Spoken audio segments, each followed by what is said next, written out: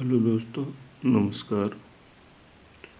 मैं संतोष सर यादव, प्रगति classes YouTube channel. आज हम लोग मैथ के सेक्शन को देखेंगे,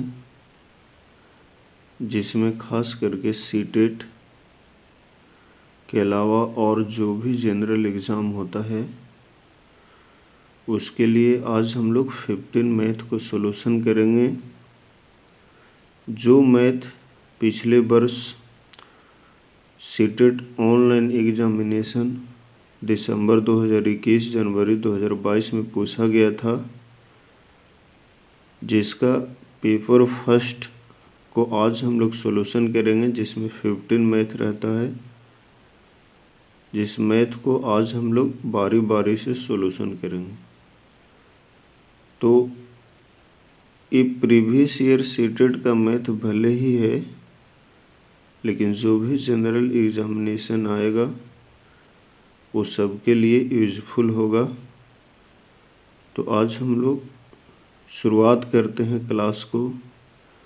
शुरुआत करने से पहले एक बार सभी लोग लाइक कर दें। जो लोग सब्सक्राइब नहीं किए वो सब्सक्राइब कर दें, और सभी लोग विभिन्न प्रकार के ग्रुप में इसे शेयर कर दें, ताकि सभी लोगों के पास ये पहुंच सके। तो चलिए आज हम लोग शुरुआत करते हैं, जिसमें पहला क्वेश्चन स्क्रीन पे दिख रहा होगा तुम लोग को कि एक सामान के सूची दिया हुआ है, चार्ट दिया हुआ है, जिसमें उसका मास और एक तरफ उसका रेट लिखा हुआ है। और एक लड़का है आशीष नाम के, जो सामान खरीदने जाता है और 5 किलोग्राम चावल खरीदता है, 5 किलोग्राम आटा खरीदता है, 250 ग्राम पिसा हुआ धनिया खरीदता है, 250 ग्राम पिसा हुआ मिर्च खरीदता है, 2 किलोग्राम काले चने खरीदता है, और शेष जो पैसा बचता है उसको बिस्किट का पैकेट खरीद लेता है। जो कि उसके पास टोटल जो पैसा था वो 1000 रुपया था। तो पूछ रहा है कि बाकी जो पैसा बचता है उसमें से कितना बिस्किट का पैकेट होगा। तो देखिए हम लोग चलते हैं इसका सॉल्यूशन की ओर। उससे पहले सभी लोग एक बार क्वेश्चन का स्क्रीनशॉट कर लें।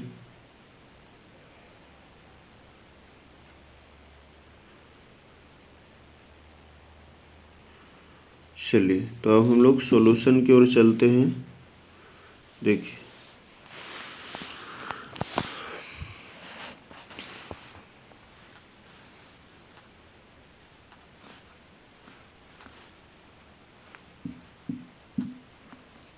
सॉल्यूशन में कह रहा है बाबू कि इसमें 5 किलोग्राम चावल है।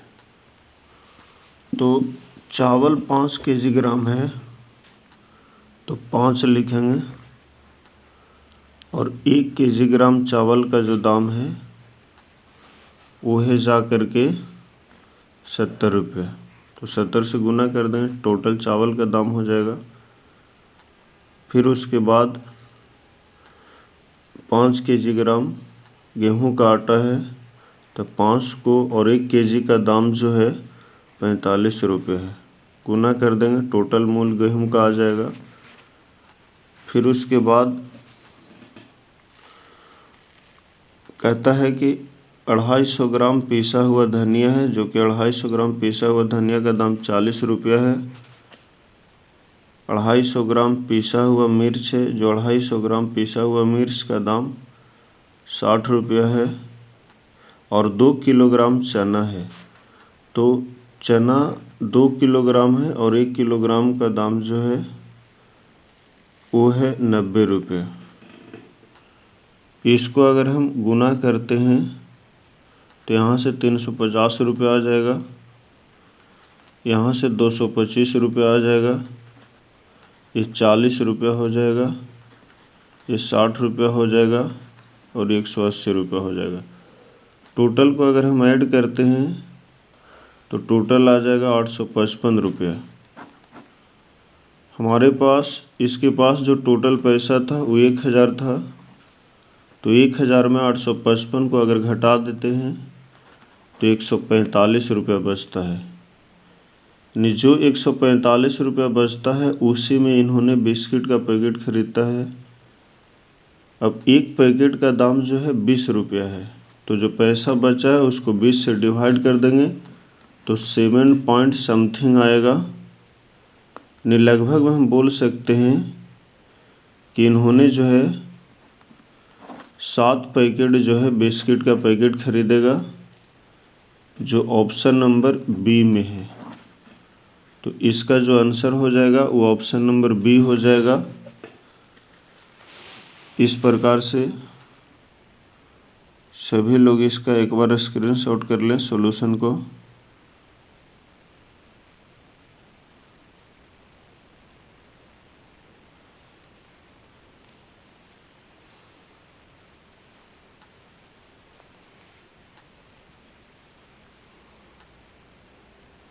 चलिए क्वेश्चन नंबर आगे हम लोग आते हैं 32। देखिए क्वेश्चन नंबर 32 में कह रहा है, यहाँ पे क्वेश्चन स्क्रीन पर दिख रहा होगा कि मैं एक 2 अंक की संख्या हूँ, दहाई के स्थान पर अंक 2 का गुणज है और इकाई के स्थान पर जो अंक है वो 3 का गुणज है। दोनों संख्या का योग जो है एक अभाज्य संख्या है और वह 52 का एक गुणनखंड है, तो संख्या बताना है। तो एक बार सभी लोग स्क्रीनशॉट ले लें, उसके बाद हम क्वेश्चन का, उसके बाद हम इसका सॉल्यूशन की ओर चलते हैं।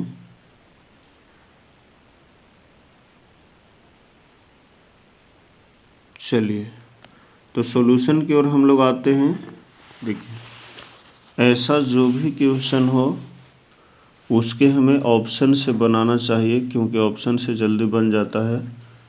ऑप्शन ए में 69 है, ऑप्शन बी में 46 है, ऑप्शन सी में 49 है और ऑप्शन डी में 83 है।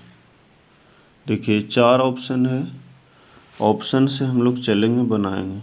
देखिए सबसे पहले कह रहा है कि दहाई के स्थान पर जो 2 का गुणज है, 2 का गुणज के मतलब होता है कि 2 से डिवाइड होने वाला, और इकाई के स्थान पर 3 का गुणज हो, 3 का गुणज के मतलब होगा 3 से डिवाइड होने वाला। तो देखिए ऑप्शन में अगर हम देखते हैं कि वही होगा जो 2 का गुणज होगा दहाई के स्थान पर और इकाई के स्थान पे 3 का गुणज होगा। तो जब ऑप्शन नंबर फर्स्ट को हम लोग चेक करते हैं तो 69 है। जब 69 है तो इसमें दहाई वाला 2 का गुणज है, यानी 2 से कट जाएगा 6, और इकाई वाला 3 का गुणज है, ये भी 3 से कट जाएगा। अगला ऑप्शन भी देखते हैं तो ये भी 2 का गुणज है 4, और ये भी 3 का गुणज है, ये भी कटेगा। अगला चेक करते हैं तो ये भी 2 का गुणज है और ये भी 3 का गुणज है, ये भी कट जाएगा। ये भी 2 का गुणज है, ये भी 3 का गुणज है। तो ये शर्त तो चारों ऑप्शन में हो रहा है, बट चारों ऑप्शन तो आंसर होगा नहीं। तो आगे वाला शर्त को हम लोग पढ़ते हैं।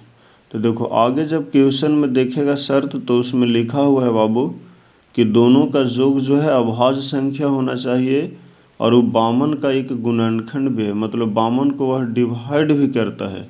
तो देखिए दोनों को अगर जोड़ते हैं बाबू तो अभाज्य संख्या होना चाहिए। अभाज्य संख्या का मतलब बताया गया होगा कि जो संख्या सिर्फ एक और अपने आप से डिवाइड होता है उसी को हम लोग अभाज्य संख्या कहते हैं। देखो इसको जब ऐड करेंगे हम लोग 9 को और 6 को तो हम लोग को 15 होगा, जो एक अभाज्य संख्या नहीं है, ये तो पहले ही कट गया ऑप्शन। फिर उसके बाद जो है ऑप्शन बी में देखते हैं तो दोनों को ऐड करेंगे तो 10 होगा, ये तो 10 अभाज्य संख्या है नहीं। उसके बाद सी में जब देखेंगे तो ये जोड़ेंगे तो 9 4 13 होगा, जो अभाज्य संख्या होगा। इसको जोड़ेंगे तो 8 और 3 11 होगा, जो अभाज्य संख्या होगा। लेकिन ये दोनों अभाज्य संख्या है, लेकिन अगला शर्त कह रहा है कि जो बामन का एक गुणनखंड है, मतलब बामन को डिवाइड कर सकता है। तो देखो, तो 11 तो बामन को डिवाइड करेगा नहीं, तो इसलिए तो ऑप्शन कट गया। अब 13 जो है बामन को डिवाइड करेगा, इसलिए ऑप्शन नंबर सी हो जाएगा। तो इस प्रकार के क्वेश्चन को हमेशा ऑप्शन से बनाएं, क्योंकि ऑप्शन से बहुत जल्दी बन जाता है, टाइम कम लगता है। इतना आप लोग को समझाने के लिए हमें टाइम लगा, नहीं तो 10 से 15 सेकंड तक ये क्वेश्चन सॉल्यूशन हो जाता है। तो जो भी ऐसा क्वेश्चन हो इसको ऑप्शन से बनाए कि ये ज़्यादा बेटर रहेगा। तो चलिए, ये था क्वेश्चन नंबर हम लोग को 32, सीरियल नंबर 2 था। अब हम लोग आते हैं 33 की ओर। देखिए, आपके स्क्रीन पर 33 दिखेगा क्वेश्चन नंबर 33 आप लोग के स्क्रीन पर दिख रहा होगा।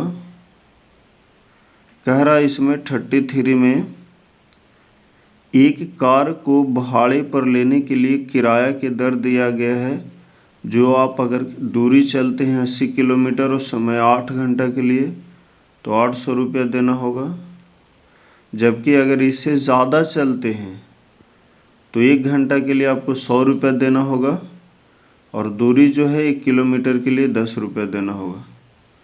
तो कह रहा है कि सुनील 250 किलोमीटर चल करके एक शहर तक जाता है और उसने 7 बजे सुबह शुरू करता है, जो उसी दिन 4 बजे शाम को पहुंच जाता है, तो कितना पैसा उसको किराया के रूप में टोटल देना होगा। तो सभी लोग पहले इस क्वेश्चन का स्क्रीनशॉट कर लें, उसके बाद हम इसके सॉल्यूशन की ओर चलते हैं। एक चीज़ ध्यान रखिएगा, जब भी मैथ बनाते हैं तो क्वेश्चन को पहले बारीकी से पढ़ करके उसे अच्छी तरीक़ा से समझ लेना है कि क्या क्या दिया हुआ है और क्या हमें निकालना है। तो चलिए हम लोग आते हैं सॉल्यूशन की ओर। क्वेश्चन नंबर 33 देखिए, सबसे पहले अगर 80 किलोमीटर चलता है दूरी, तो जब 80 किलोमीटर दूरी चलता है, क्वेश्चन नंबर 33, जब 80 किलोमीटर दूरी चलता है और 8 घंटा चलता है तो उसको 800 रुपया देना है। तो टोटल दूरी चला है बाबू 250, और टाइम लग गया है, तुमको सोचो कि 7 बजे सुबह से लेकर के 4 बजे शाम तक जो टाइम होगा वो टोटल 9 घंटा होगा, 9 घंटा होगा। अब सोचो कि 8 घंटा उसका टाइम था और 80 किलोमीटर ही दूरी था, तो 80 किलोमीटर जब घटाते हैं इसमें से तो बचेगा जा कर के तुमको 170 किलोमीटर। तो एक्स्ट्रा दूरी चल गया 170 किलोमीटर और समय एक्स्ट्रा हो गया 1 घंटा।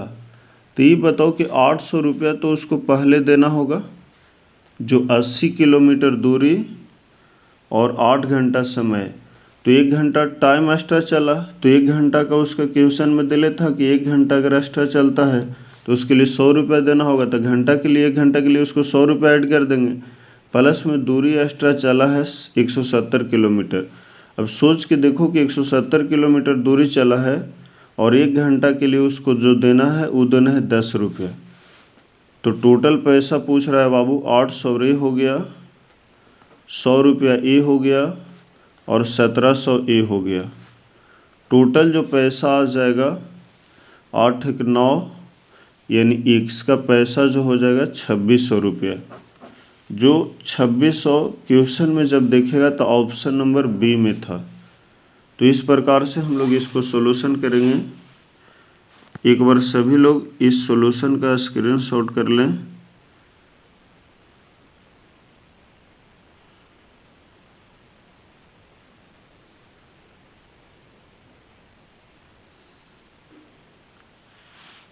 चलिए आते हैं क्वेश्चन नंबर 34 की तरफ। देखिए 34 में इसको अवरोही क्रम में व्यवस्थित अगर किया जाता है तो इसमें कौन सा अंक जो है तीसरे स्थान पे आएगा। नीचे दिया हुआ है 9.09, 9.009, 9.990, 9.909, 9.099। देखिए सबसे पहले याद रखना है कि अवरोही क्रम के मतलब होता है घटते क्रम, और घटते क्रम में सबसे पहले जो है वो जो बाबू हम लोग जो सबसे ज़्यादा होता है वो सबसे बड़ा होता है उसको पहले लिखते हैं, फिर उससे बड़ा होता है उसको बाद में लिखते हैं, फिर उससे हल्का छोटा होता है उसके बाद में लिखते हैं। यानी अवरोही क्रम में सबसे बड़ा जो रहेगा उसको पहले लिखना है। और एक होता है आरोही क्रम, जिसका मतलब होता है अवरोही क्रम के मतलब होता है घटते क्रम, जिसमें सबसे बड़ा जो होता है उसको पहले लिखते हैं। और एक होता है आरोही क्रम, जिसका मतलब होता है बढ़ते क्रम, उसमें सबसे पहले छोटा को लिखते हैं। तो देखिएगा तो इस संख्या को अगर गौर से देखा जाए तो यहाँ पे जो है, चलते हैं हम लोग सॉल्यूशन की ओर। तो यहाँ पे क्वेश्चन नंबर 34 में हम लोग आते हैं। तो 34 में पहला दिया हुआ था 9.09, फिर दिया हुआ है 9.009, फिर दिया हुआ है 9.990, फिर दिया हुआ है 9.909, और फिर दिया हुआ है 9.099। देखिए ये क्वेश्चन है, तो इसको अगर हम सॉल्यूशन करेंगे तो सॉल्यूशन करने पर सबसे जो बड़ा आएगा, चूँकि आरोही क्रम में अवरोही क्रम में लिखना है, तो अवरोही क्रम में जब लिखना है तो जो सबसे बड़ा आएगा उसको लिखेंगे। तो सबसे बड़ा अगर बात किया जाए इसमें, तो सबसे बड़ा जो आएगा वो आएगा 9.990, उसके बाद जो आएगा 9.909, फिर उसके बाद जो आएगा वो आएगा 9.099, उसके बाद जो आएगा 9.09, उसके बाद जो आएगा 9.009। तो देखिए इस ढंग से आएगा। तीसरा स्थान पे पूछ रहा है तो तीसरा स्थान पे ए वाला हो जाएगा 9.099, जो ऑप्शन नंबर जो है बी में होगा। ऑप्शन नंबर बी पूछ रहा था कि इसको अगर आरोही क्रम में सजाते हैं तो तीसरा स्थान पे कौन आएगा। तीसरा स्थान पे जो आएगा 9.099 आएगा। तो ये था हम लोग को क्वेश्चन नंबर 34 का सॉल्यूशन। अब हम लोग आते हैं क्वेश्चन नंबर 35 में। देखिए क्वेश्चन नंबर 35 स्क्रीन पर दिख रहा होगा। इसमें कह रहा है कि एक 4 अंक की संख्या है, 100वें स्थान पर 0 है। 100वें के मतलब होता है सैकड़ा स्थान पे। दहाई के स्थान पर का जो अंक है इकाई के स्थान का दुगना है, जबकि 1000वें स्थान पर इकाई के स्थान का तिगुना है। तो पूछ रहा है बाबू की संख्या क्या है। देखिए सबसे पहले क्वेश्चन को स्क्रीनशॉट कर लें, ध्यान देना है। ऐसा क्वेश्चन को भी हम ऑप्शन से बनाएंगे। चलिए तो क्वेश्चन नंबर 35 की ओर हम लोग बढ़ते हैं।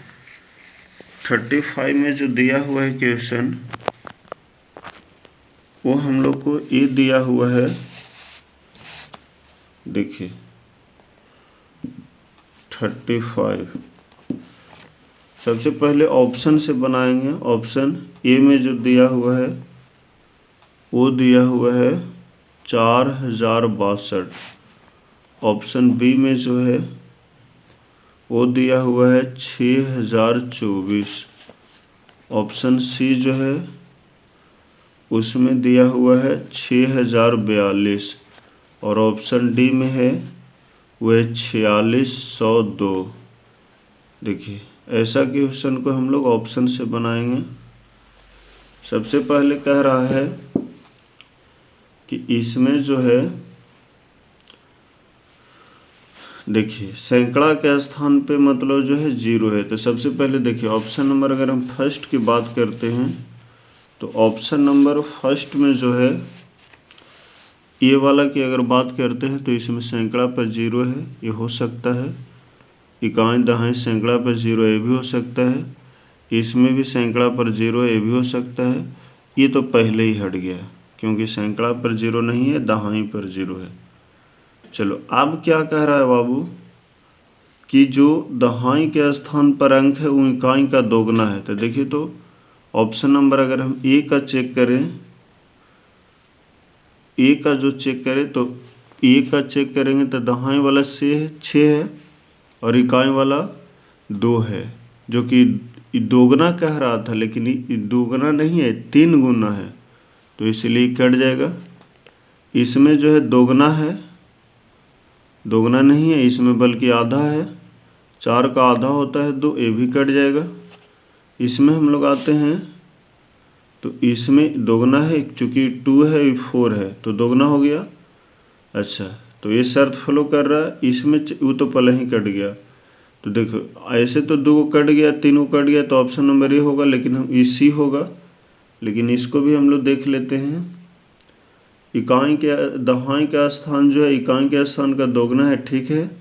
और हजारवां स्थान, हजारवां मतलब इकाई दहाई सैकड़ा हज़ार, वो इकाई के स्थान का तिगुना है। तो देखिए ये 2 है और ये 6 है तो तिगुना हुआ, यानी ऑप्शन नंबर जो हम लोग को हो गया वो सी वाला हो गया। तो इस तरह के क्वेश्चन को हमेशा जो है ऑप्शन से बनाना है। आते हैं हम लोग क्वेश्चन नंबर 36 में कह रहा है, क्वेश्चन आपके स्क्रीन पर दिख रहा होगा 36। उसमें कह रहा है कि एक 2 अंकों वाली संख्या और इन अंकों को पलटने पर बनी संख्या का योग 88 है। तो ऐसी कितनी संख्या है जिसका दहाई का अंक जो होगा इकाई के अंक से बड़ा होगा। दहाई का अंक जो होगा इकाई के अंक से बड़ा होगा। ऑप्शन ए में 5 है, ऑप्शन बी में 3 है, ऑप्शन सी में 4 है और ऑप्शन डी में 8 है। एक बार सभी लोग क्वेश्चन का स्क्रीनशॉट कर लें। हम लोग चलते हैं सॉल्यूशन की ओर। देखिए सबसे पहले यहाँ पे 2 अंक की संख्या है और उसको पलटने पर दोनों का जोड़ जो आता है 88 आता है। तो बाबू उसके लिए हम क्या करेंगे, 10th क्लास में पढ़ना था ऐसा क्वेश्चन। उसके लिए क्वेश्चन नंबर 36 से हम लोग सॉल्यूशन की ओर आते हैं। उसके लिए क्या करें कि 2 अंक की संख्या है तो इकाई अंक को हम लोग x मानते थे, दहाई अंक को y मानते थे। तो संख्या जो बनता था x + 10y बनता है और इसको पलटने पर जो संख्या बनेगा, चूँकि इकाई अंक में 1 से गुना होता है और दहाई अंक में 10 से गुना होता है तो संख्या x + 10y बन जाएगा। और इसके बाद इसको पलटने पर के मतलब कि जो 10 y साथ है वो 10 चल जाएगा x के साथ में,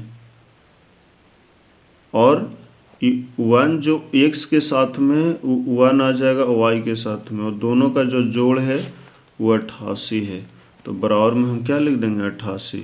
अब इसको ऐड करेंगे बाबू तो 10 और 1 हो जाएगा 11x और 10 और 1 हो जाएगा 11y बराबर 88। 11 अगर हम कॉमन ले लेते हैं तो x + y बराबर हो जाएगा 88 और एक कटेगा जा करके 11 से 8 वर्ग, यानी x + y बराबर कितना हो गया 8। अब थोड़ा सुन यहाँ पे समझना है कि जब x + y बराबर 8 हुआ तो इसमें क्या करना है कि अब देखो कि किसको किसको दोनों को जोड़ने से, चूंकि ऐसा होना चाहिए कि दहाई वाला जो है इकाई से बड़ा होना चाहिए, तो एक तरफ हम दहाई लिख देते हैं नीचे और एक तरफ अगर हम इकाई लिख देते हैं। तो देखिए सबसे पहले अगर हम दहाई अंक 7 को लेते हैं तो इकाई अंक एक होगा, चूंकि दोनों का जोड़े से 8 हो रहा है। उसके बाद अगर दहाई अंक हम ले लेते हैं 8 को तो इकाई अंक 0 हो जाएगा, 2 को जोड़ा बनेगा। तीसरा जो जोड़ा बनेगा वो अगर हम इसको ले लेते हैं 6 तो ये 2 होगा, और इसको ले लेते हैं 5 तो ये 3 होगा। अब देखिए ये 4 को जोड़ा बनेगा जिसमें दहाई अंक इकाई अंक से ज़्यादा होगा। अगर हम आगे बढ़ेंगे इसको 4 और इसको 4 लेंगे तो बराबर हो जाएगा, जो कि शर्त फॉलो नहीं करेगा। शर्त हमको कह रहा है कि दहाई अंक जो है इकाई अंक से बड़ा होना चाहिए। तो टोटल ऐसा जो जोड़ा बनेगा, ऐसा जो पेयर बनेगा उसकी संख्या 4 होगा, और ये जो 4 जो है ऑप्शन नंबर सी में है, यानी आंसर जो हो जाएगा ऑप्शन नंबर सी हो जाएगा। क्लियर? एक बार सभी लोग स्क्रीनशॉट कर लें।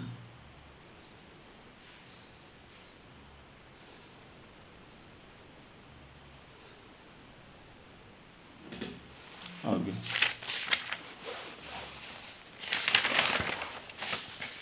आगे हम लोग आते हैं क्वेश्चन नंबर 37 है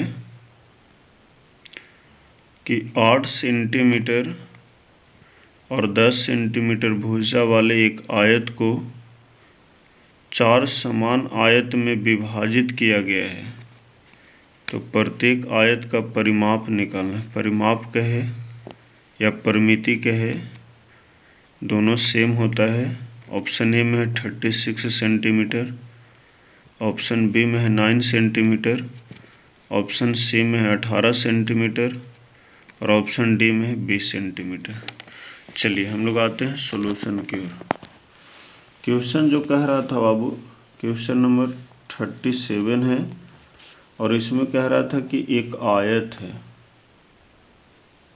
इस ढंग से एक आयत है ऐसे। जब भी 4 बराबर भाग में, जिसका लेंथ को हम 8 सेंटीमीटर मान लेते हैं, ब्रेथ को 10 सेंटीमीटर मान लेते हैं, जब भी 4 भाग में बांटने की बात आए तो हमेशा आयत को इस ढंग से बांटना है। अब जब 4 भाग में बांटे तो ये डिवाइड हो गया, पूरा था 8 सेंटीमीटर तो ये हो गया 4 सेंटीमीटर, ये पूरा था 10 सेंटीमीटर तो ये वाला आधा हो गया 5 सेंटीमीटर। अब ये के परिमिति निकाल दो, लेंथ हो गया 4 सेंटीमीटर और ब्रेथ हो गया 5 सेंटीमीटर। तो हम लोग जानते हैं बाबू को आयत का परिमिति बराबर होता है 2 इंटू एल प्लस बी, लंबाई प्लस चौड़ाई होता है 2 जेम के त्यों। लंबाई का जो मान है 4 सेंटीमीटर है, प्लस चौड़ाई का जो मान है वो 5 सेंटीमीटर है। इसको कैलकुलेट करेगा तो इसको कैलकुलेट करने के बाद 2 और ये दोनों को जोड़ा तो 9 सेंटीमीटर और 9 दूनी 18 सेंटीमीटर हो जाएगा। वो क्वेश्चन ऑप्शन नंबर सी में। तो इस प्रकार से जो भी क्वेश्चन है इस ढंग से बनाना है। जब भी आयत को 4 भाग में बांटने के लिए कहे तो इस ढंग से हम लोग डिवाइड करेंगे। टोटल 8 सेंटीमीटर था, 2 भाग में उधर वाला भाग बटा तो आधा 4 हो गया, इधर वाला भी 2 भाग में बटा तो 5 हो गया। लेंथ हो गया 4 सेंटीमीटर, ब्रेथ हो गया 5 सेंटीमीटर। आयत की परिमिति निकालना था, आयत की परिमिति बराबर होता है 2 इंटू लंबाई प्लस चौड़ाई। 2 जेम के त्यों लिख दिए, लंबाई 4 सेंटीमीटर, चौड़ाई 5 सेंटीमीटर, दोनों को ऐड किए 9 सेंटीमीटर, 2 से मल्टीप्लाई किए 18 सेंटीमीटर, ऑप्शन नंबर सी में। तो जितना हो सके इसको शॉर्ट में लिखना है, ये न कि पूरा हम लोग को विधिवत लिखना है कि आयत का परिमिति। हमें वहाँ सिर्फ आंसर मिलने से मतलब रखता है, बाकी आप कैसे बनाएं ये मायने नहीं रखता है। चलिए तो एक बार सॉल्यूशन को स्क्रीनशॉट कर लीजिए।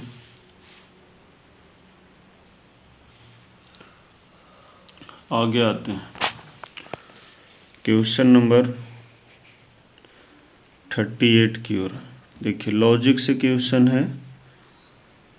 क्वेश्चन नंबर 38 जो कह रहा है बाबू कि निम्नलिखित में से कौन सा कथन सही है, और 4 गो ऑप्शन दिया हुआ है। ऑप्शन ए में है कि एक अभाज्य संख्या में जब दूसरा अभाज्य संख्या जोड़ा जाता है तो सदा एक अभाज्य संख्या होता है, ऐसा कभी नहीं होता है।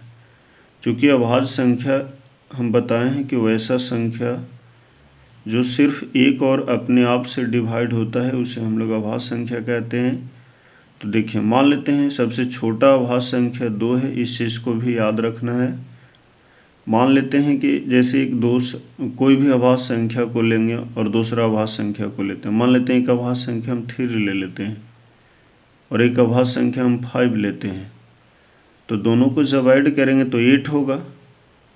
अब 8 तो अभाज्य संख्या है नहीं, लेकिन यहाँ कह रहा है कि दो अभाज्य संख्या को जोड़ेंगे तो हमें एक अभाज्य संख्या प्राप्त होगा, ऐसा नहीं होगा। इसलिए ऑप्शन नंबर 1 कट गया। ऑप्शन बी में हम लोग चलते हैं कि एक अभाज्य संख्या को दूसरा अभाज्य संख्या से गुना किया जाता है तो सदा एक अभाज्य संख्या प्राप्त होती है, कभी नहीं। क्योंकि देखिए मान लेते हैं कि एक अभाज्य संख्या हम 3 ले लेते हैं, दूसरा अभाज्य संख्या हम 5 ले लेते हैं। अगर दोनों का गुना करेंगे तो 15 आएगा, 15 आएगा, जो कि 15 तो अभाज्य संख्या है नहीं। और यहाँ कह रहा है कि अभाज्य संख्या होता है, तो बिल्कुल नहीं होता है। आगे आते हैं ऑप्शन नंबर सी में, तो बी भी कट जाएगा। सी में कह रहा है कि अभाज्य संख्या के गुणनखंड नहीं होते हैं, बिल्कुल होता है। गुणनखंड के मतलब होता है कि किसी से विभाज्य नहीं होता है, तो बिल्कुल होता है, क्योंकि वह एक से भी विभाज्य होता है और अपने आप से भी विभाज्य होता है। इसीलिए ऑप्शन नंबर सी भी कट जाएगा। अब बचा ऑप्शन नंबर डी। तो नेसेसरी है कि डी सही होगा, लेकिन फिर भी इसको हम लोग चेक कर लेते हैं। डी में कह रहा है कि अभाज्य संख्या अपरिमित रूप से अनेक होते हैं, मतलब अभाज्य संख्या का जो संख्या होता है वो अनगिनत होता है, तो बिल्कुल। चूँकि अभाज्य संख्या कै गो है इसको हम काउंटिंग नहीं कर सकते हैं, इसका लिमिट नहीं है। भले हम बोल देते हैं कि सबसे छोटा, भले हम ये जानते हैं कि सबसे छोटा अभाज्य संख्या 2 है, यहाँ तक सही है, लेकिन कितना है, कै गो है, इसका कोई लिमिट नहीं है। इसलिए ऑप्शन नंबर डी हो जाएगा, क्योंकि अभाज्य संख्या अपरिमित रूप से अनेक होता है। तो इस चीज़ को ध्यान देना है, ऑप्शन नंबर डी हो जाएगा। अगला क्वेश्चन की ओर हम लोग बढ़ते हैं। ये सिर्फ लॉजिक का क्वेश्चन था, इसीलिए हम लोग इसको सॉल्यूशन कर लिए। क्वेश्चन नंबर आते हैं बाबू 39। 39 में कह रहा है कि वह संख्या जो 88 और 160 को विभाजित करने पर शेषफल जो बचता है वो 3 बचता है और 7 आएगा, तो कौन सा संख्या है? ऑप्शन नंबर ए में 13 है, ऑप्शन नंबर बी में 17 है, ऑप्शन नंबर सी में 21 है और ऑप्शन नंबर डी में 28 है। चलिए क्वेश्चन को जल्दी स्क्रीनशॉट कीजिए, हम इसका सॉल्यूशन की ओर चलते हैं। आते हैं हम लोग सॉल्यूशन की ओर। देखिए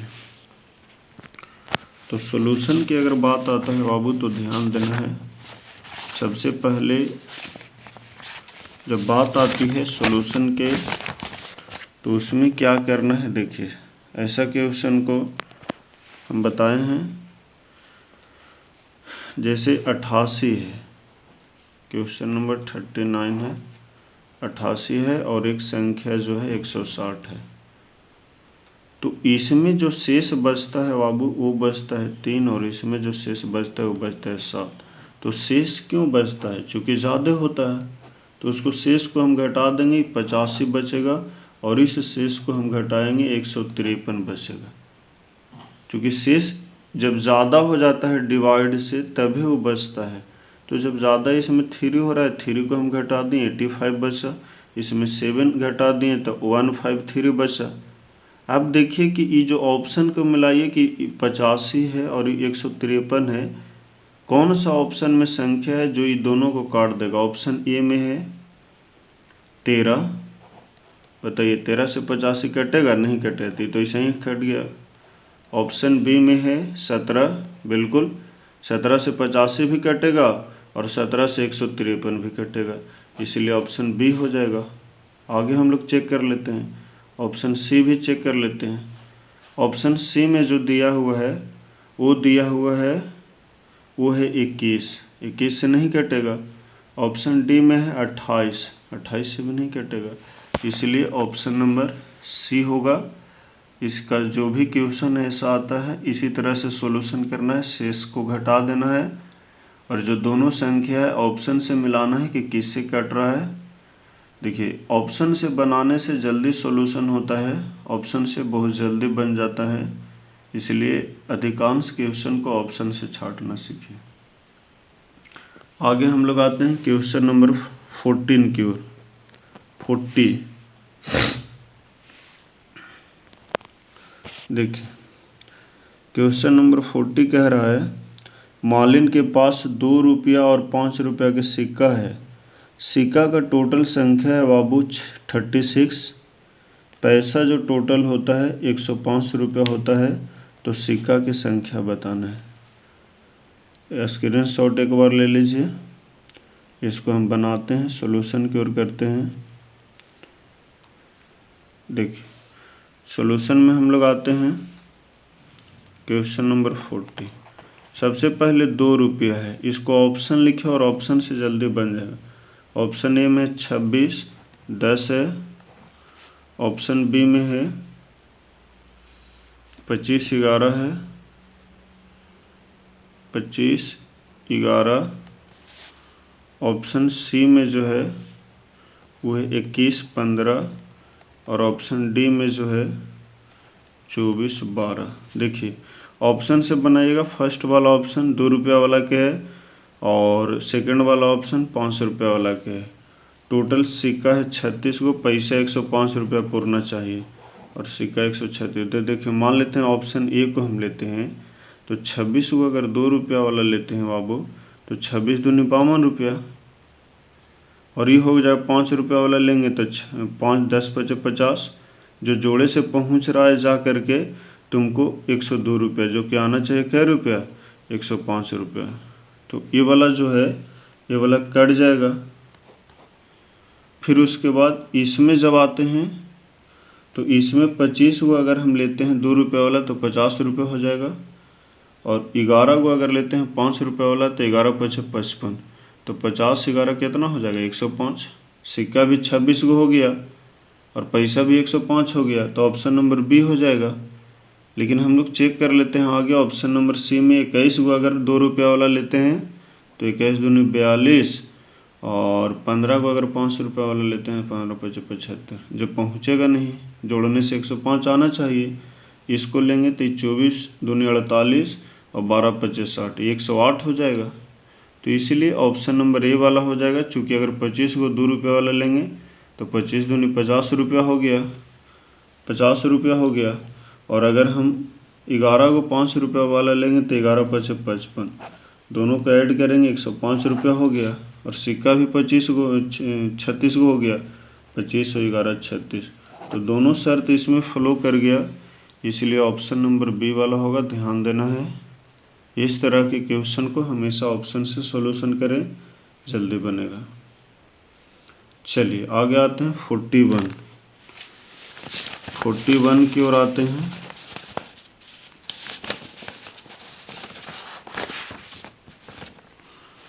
देखिए, 41 कैलकुलेशन से रिलेटेड है।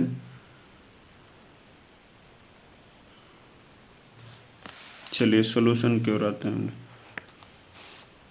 41 कह रहा है कि 14.5 है गुने 3 है प्लस 18 बहागा 3 है -3 गुने 12.5। बोर्डमास का सवाल है। देखिए, ऐसा सवाल को बताया गया होगा बाबू कि हमेशा पहले हम लोग डिवाइड को करते हैं, इसको करेंगे, फिर गुना को करेंगे, फिर उसके बाद इसको जब गुना कीजिएगा तो 5 तिहाई 15 के 5, साथ में 14 तिहाई 43.5 हो जाएगा। इसको डिवाइड कीजिए 6 होगा, इसको गुना कीजिए 5 तिहाई 15 12 तिहाई 36 137, ये दोनों को ऐड कीजिएगा तो 4349.5 और 37.5 को जब घटाइएगा तो यहाँ पे आप लोग को आ जाएगा 12.0 यानी पूरा 12 आएगा जो ऑप्शन नंबर बी में। तो इस तरह के सॉल्यूशन बोडमास से आता है।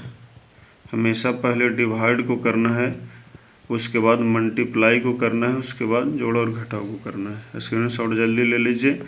हम लोग बढ़ते हैं क्वेश्चन नंबर 42 की ओर। क्वेश्चन नंबर 42 आप लोग का स्क्रीन पर दिख रहा होगा। देखिए क्वेश्चन नंबर 42 में कह रहे हैं एक बगीचा में वृक्ष में जामुन के वृक्ष का 1/6 आधा जो है यूकेलिप्टस का है, बाकी पीपल का है। यदि जामुन के वृक्ष की संख्या 6 है तो पीपल के वृक्ष कितना है? ऑप्शन ए में 36, ऑप्शन बी में 12, ऑप्शन सी में 18, ऑप्शन डी में 6। आते हैं हम लोग सॉल्यूशन की ओर। उससे पहले एक बार स्क्रीनशॉट क्वेश्चन का।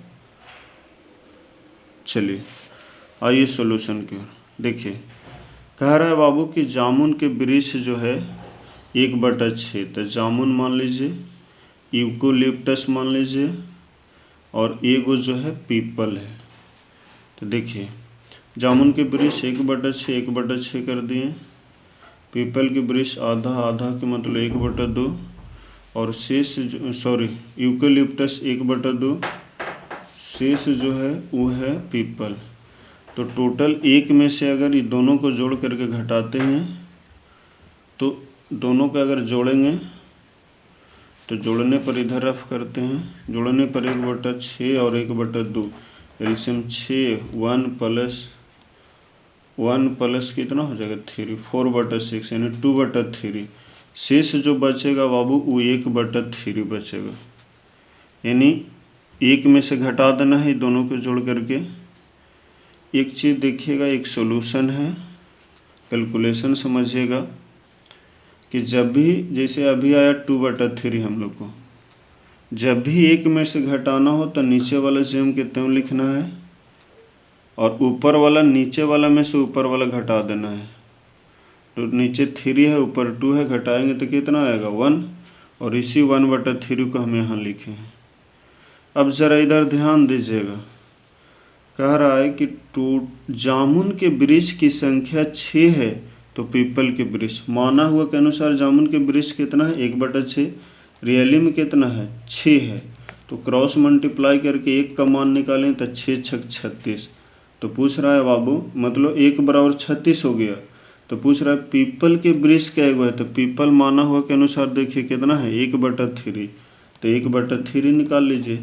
तो 36 से जब गुना करेंगे तो कितना आ जाएगा 12, यानी पीपल के वृक्ष क्या गो है 12 गो है, जो ऑप्शन नंबर बी में आएगा। एक बार सॉल्यूशन का स्क्रीनशॉट।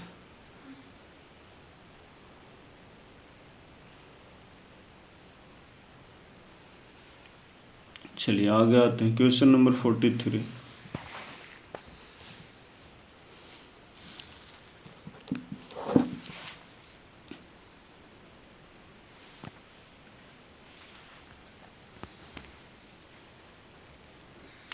क्वेश्चन नंबर 43 है, एक रेलगाड़ी विशाखापत्तनम से 1 सितंबर 2019 को सुबह 4:48 में प्रस्थान करते हैं। प्रस्थान मतलब चलते हैं।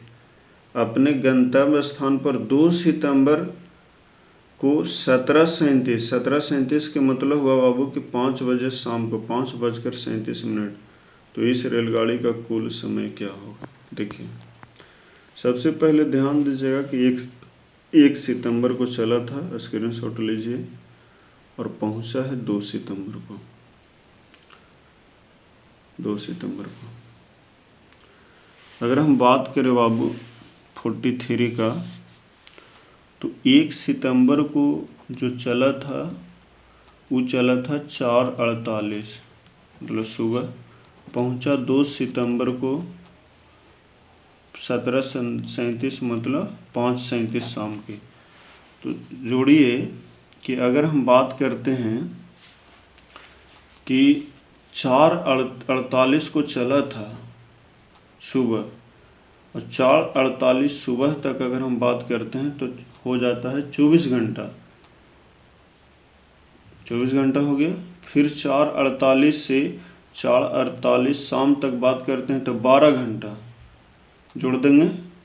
और फिर 5:37 है तो 12 मिनट इधर हो गया और 37 मिनट उधर हो गया, टोटल हो गया 49 मिनट। यानी 24 और 12 36 घंटा, 36 घंटा और 49 इधर, यानी 36 घंटा 49 मिनट टोटल उसका समय लगा है। स्क्रीनशॉट लीजिए जो ऑप्शन नंबर सी में है। चलिए ऐसे लेना है कि 1 सितंबर से 2 सितंबर सुबह तक 24 घंटा हो गया। फिर शाम में 4:48 तक 12 घंटा, तो 24 घंटा और 12 घंटा 36 घंटा हो गया। और 4:48 से 5:37 तक 49 मिनट हो गया, टोटल हो गया 36 घंटा 49 मिनट। आते हैं हम लोग क्वेश्चन नंबर 44। देखिए 44 जो क्वेश्चन है बाबू, इसको लंबाई को बढ़ते क्रम में सजाना है।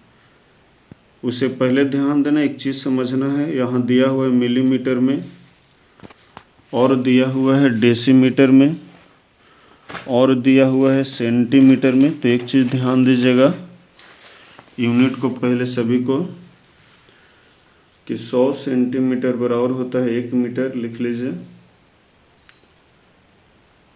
1 डेसीमीटर बराबर होता है 10 सेंटीमीटर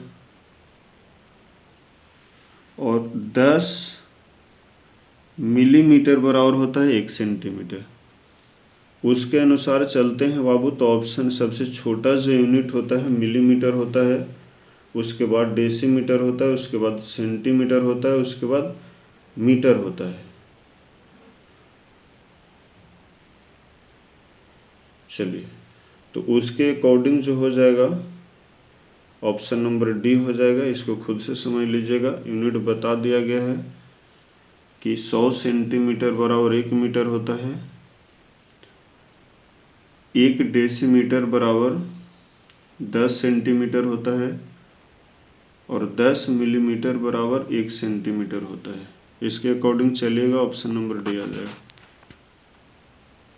आते हैं हम लोग लास्ट क्वेश्चन जो आज का होगा, वो होगा क्वेश्चन नंबर 45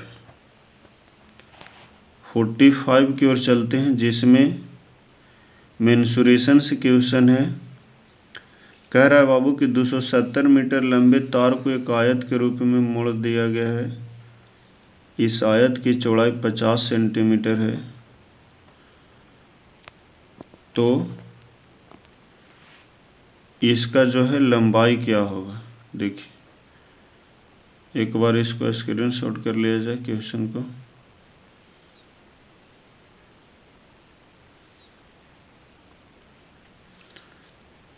देखिए जब भी मोड़ा जाए तो 270 सेंटीमीटर तार है, इसको मोड़ा जाए तो जो मोड़ते हैं वो टोटल घेरा जो है परिमिति होता है। इसलिए आयत के परिमिति दिया हुआ है 270 सेंटीमीटर और चौड़ाई दिया हुआ है 50 सेंटीमीटर, लंबाई निकालना है। चलिए हम लोग सॉल्यूशन की ओर आते हैं। देखिए सबसे पहले यहाँ पे ध्यान देना है कि क्वेश्चन नंबर 45 है कि आयत का परिमिति जो है वो है बाबू 270 सेंटीमीटर।